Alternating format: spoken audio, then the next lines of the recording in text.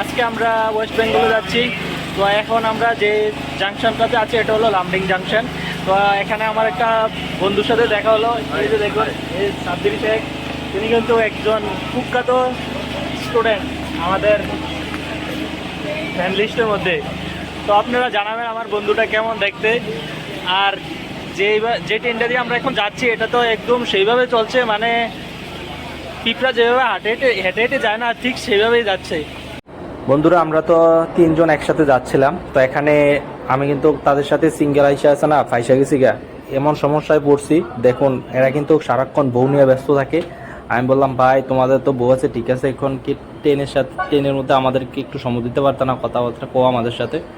কয় না ভাই, বউ আগে না বন্ধু আগে। আমি কই ভাই তোমাদের কাছে তো বউ আগে হইতে পারে, আমার কাছে তো বন্ধু আগে। না, এইসব রীতি আমাদের কাছে চলে না, মানে আমাদের কাছে বউ আগে।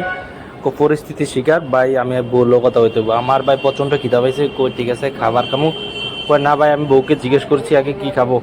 আমি ঠিক আছে, এতক্ষণে ভালো হয়েছে, আমার খিদা পাচ্ছে প্রচুর। এই দেখুন, রমজান মিয়া খুঁজেই পাচ্ছি না। এই ও দেখেন বউ নিয়ে কত বিজি। ভাই এমন হলে কি ফুলাবানের সাথে চলা যাবে না কনসান।